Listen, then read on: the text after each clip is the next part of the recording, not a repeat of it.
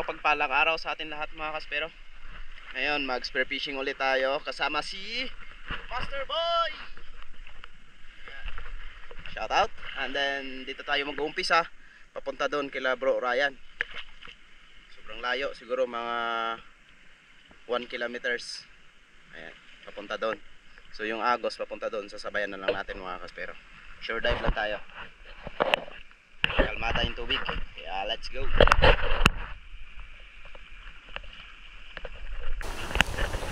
Warm up tayo mga kaspero. Dito tayo sa 10 meters. Ayan, ito lang yung pag-warm up natin. Pero parang merong darating na swerte ah. Unang drop pa lang natin.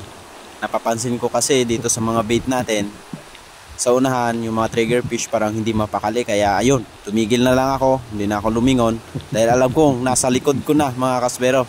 At ayan na nga, pumunta sa harapan ko, sobrang lapit. At ayun, patay ka ngayon. Parang baril mga kaspero. Ayan oh, ang ganda ng pagkatama natin dito sa Brasi Tree Valley. Around 3 kilos na ito. Kaya swabe yung buhay na mano natin. Ang sarap sa pakiramdam. Unang baba, ito agad yung nahuli. Swerte natin mga kaspero. Ang laki pa ng buhay na mano natin. Sulit agad. Unang sisid pa lang. Sana madagdagan pa ito mga kaspero.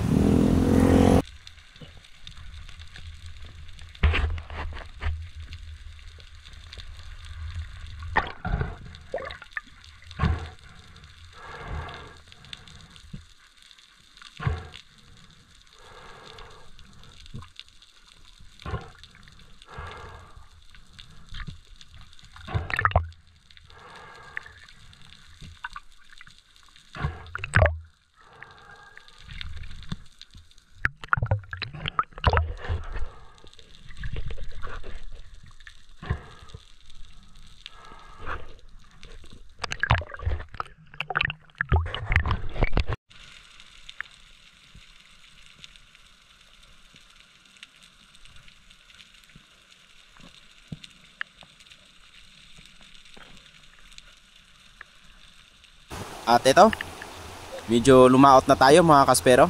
At kung napapansin nyo, marami pa rin mga trigger fish, yung mga bait. Ayan, ito yung pagkain ng mga pelagic mga kaspero. Gawa ng medyo mahina na yung mga sardines dito sa lugar. Kaya nasanay na yung mga pelagic na kumain ng mga trigger fish. Dahil mga maliliit yung trigger fish natin dito. Kaya ito yung mga hinahunt na mga pelagic. At bumaba nga ako dito around 24 meters.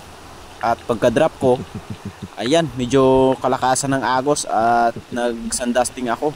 Yun pala yung king mackerel nasa taas mga kaspero. Kaya ayun, hinabol ko pataas. At ayun, medyo malakas yung agos, hindi natin ma-aim ng masyado yung pana natin. At nung pinutukan ko mga kaspero, ayun, tagos sana. Kaso nga lang, daplis naman yung pagkapana natin dito, napababa yung tira natin. Kaya ayun, nakawala. Sayang. Yun na sana yung pangalawang isda natin. Pero ayos lang yan. Bawi na lang tayo sa next time. Pinatay ko na yung camera ko dahil sayang. Kaya eto, bumaba ulit ako. Pagkababa ko, napakarami talagang mga bait fish dito. At swerte natin dahil yung agos malakas. Kaya sure ball na labas talaga yung mga pelagic. Kaya eto, hindi pa ako nakakarating sa baba. Meron nang sumalubong sa atin na giant trevally. Ayan mga kaspero. Kaya hindi na ako nagdalawang isip na tirahin ito. At ayun, sa pool, sa mukha. Ang ganda ng pagkatama natin dito sa giant trevally. Tagos na tagos. Kaya hindi ko na binigyan ng line dahil sa malakas yung agos. Baka sumabit pa yung shaft natin. Kaya hinila ko na yan mga kaspero. Gawa ng medyo mababaw lang naman yung sinisid natin. Dahil around 18 meters lang ito at hindi naman tayo tumagal sa ilalim dahil drop shot lang. Kaya malakas pa yung pakiramdam natin at paghilahan natin dito sa Tree Valley. Ayos, meron na tayong dalawang Tree Valley mga kaspero, Brasi and then giant Tree Valley.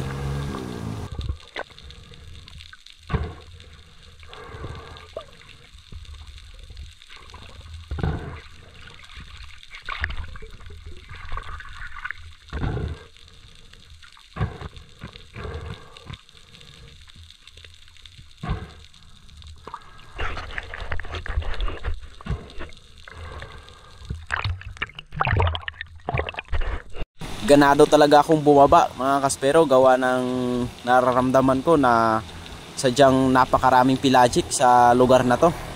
Kaya eto, bumaba ulit ako. At pagkababa ko mga kaspero, tiningnan ko yung paligid. Medyo nalilito na naman yung mga pelagic natin. Kaya yung ginawa ko, dumapa ako mga kaspero. At ayan, patingin-tingin tayo sa paligid. Dahil yung mga trigger fish natin ay nagsialisan. Ayan. At ayan mga kaspero, ang daming giant trevally. Kaya ayun, pumili ako ng medyo malaki. At ayun, sa pool na naman mga kaspero, pili lang tayo kung anong papanain natin. Dahil yung iba lumagpas na, at ayan yung natira, yung 4. Kaya ayun, yung pinili ko yung mas malaki. Ayos, pangatlong isda, giant trevally again. Grabe, ang swerte natin ngayong araw. Sunod-sunod yung huli natin mga kaspero. Sarap ng biyayang kaloob ng ating Panginoong Diyos mga kaspero. Ayos.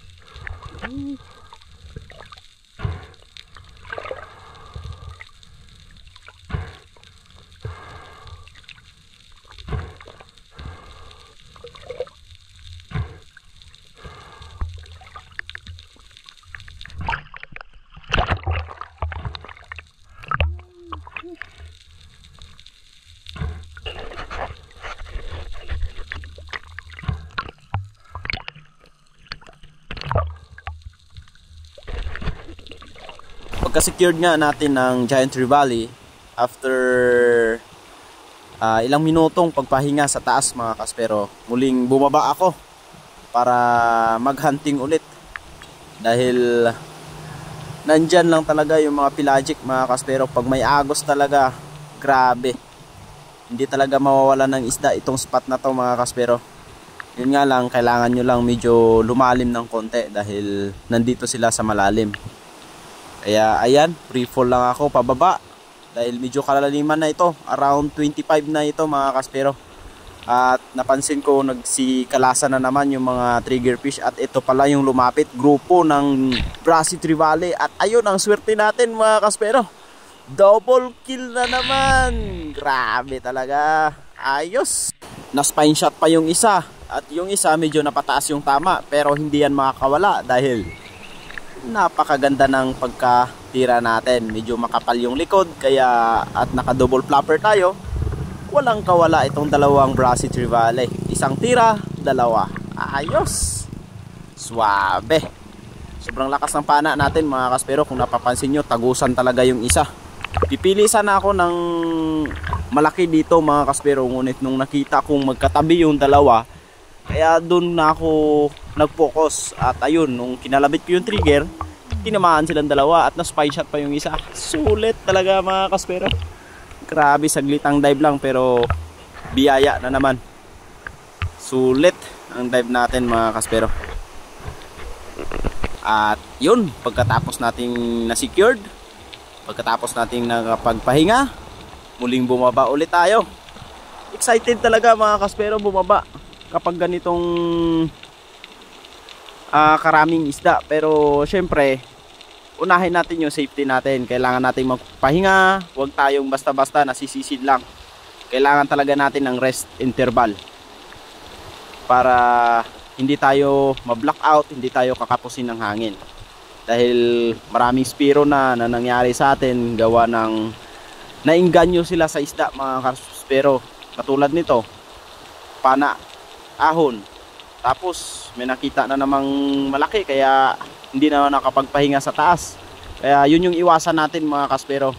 Kahit maraming isda sa ilalim, kailangan pa rin natin magpahinga for the safety at meron tayong lakas. At pagbaba ko nga, eto, nalito na ako dito mga kaspero. Meron ng dalawang great barracuda. Yun na sana yung papanain ko, pero paglingon ko sa taas, nandun yung mga skipjack tuna, ang lalaki mga kaspero.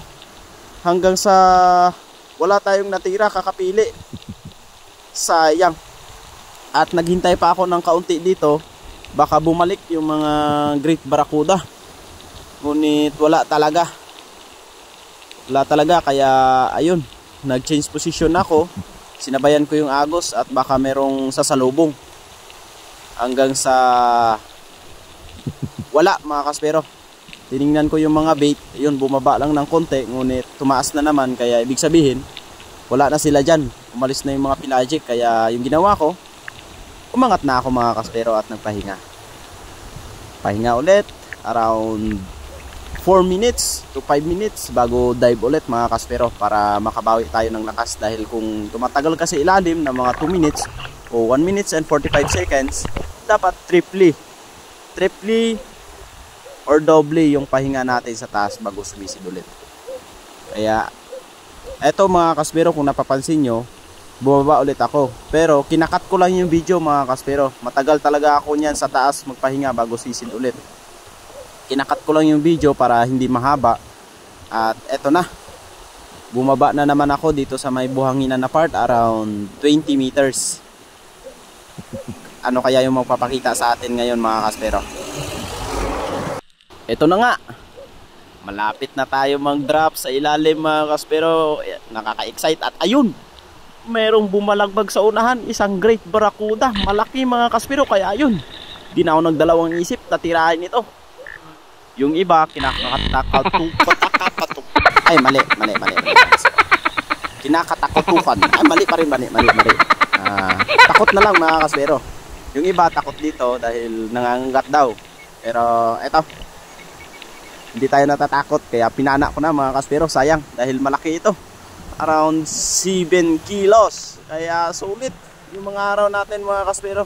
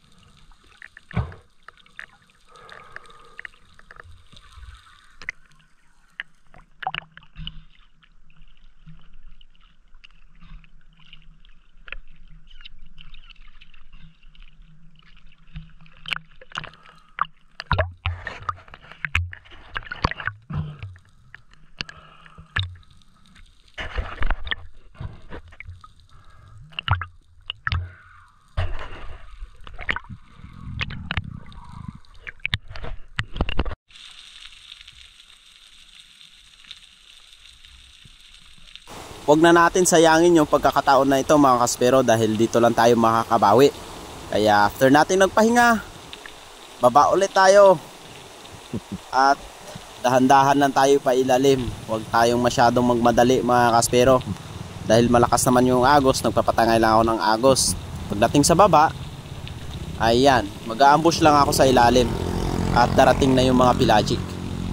Kaya eto, dahan-dahan lang tayo pababa, tingin sa paligid.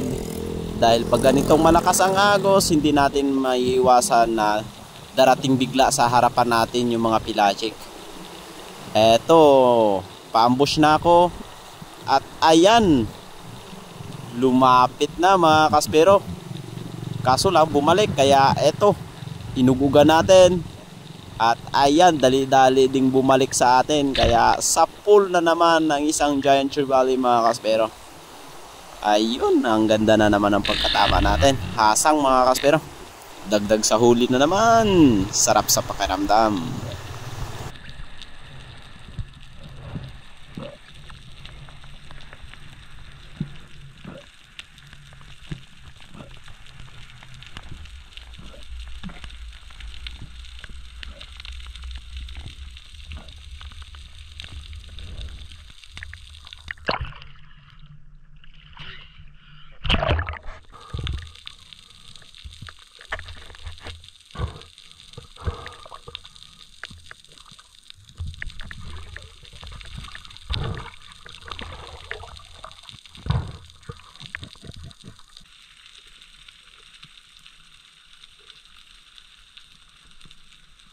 Oop!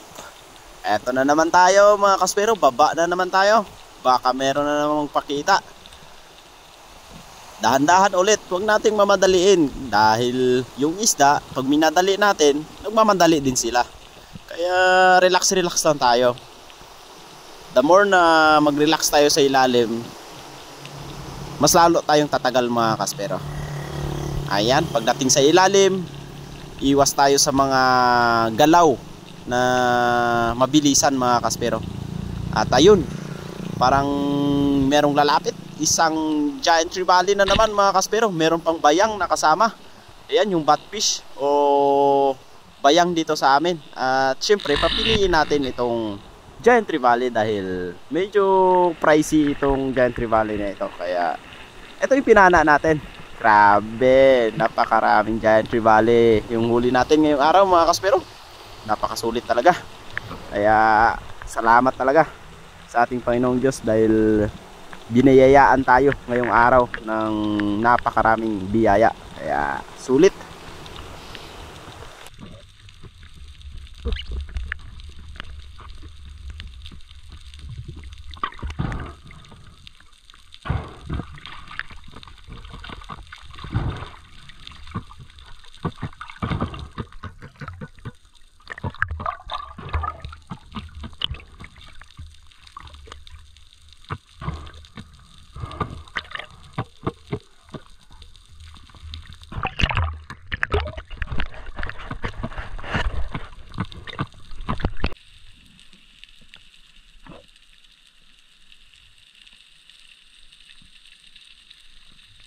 At eto na yung last drop natin dahil nandito na tayo sa ating kampo. Malapit na tayo dito sa ating kampo at medyo hapon na rin. At ayun, isang napakalaking king mackerel or tangigi mga kaspero. Ayun, nagpapahabol pa sa atin at siyempre malakas yung agos. Kaya ayan, hinabol ko na mga kaspero. Ayan, sana matamaan natin. At ayun, tinamaan mga kaspero. Sobrang laki nito. Grabe mga kaspero, sulit. Pauwi na tayo, ngunit nagpakita pa itong malaking king mackerel. At ayan, sobrang lakas mga kaspero. Talagang hinila yung tali natin. Kung naririnig nyo yung iyak ng reel natin, talagang sarap sa pakiramdam pag ito yung maririnig mo sa reel natin.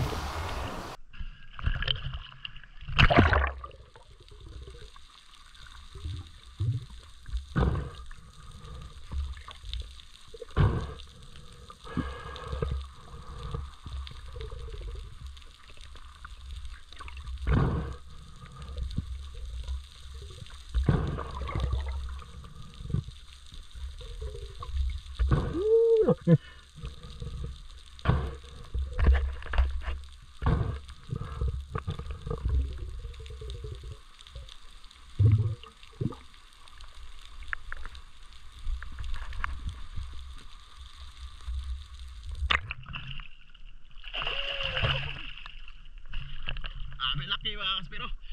Oh, grabe. Laki na king mac. Ulo pa lang.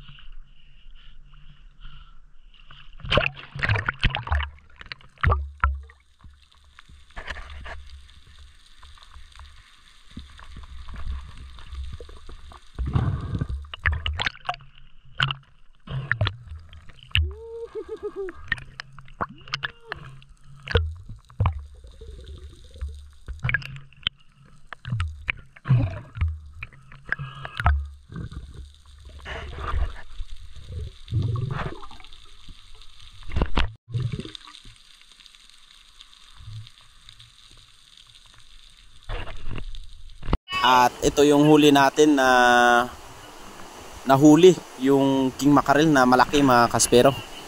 Ayan, lagpas sa styro. Grabe, sobrang laki talaga nito. Yung timbang nito umabot ng 17.5 mga kaspero.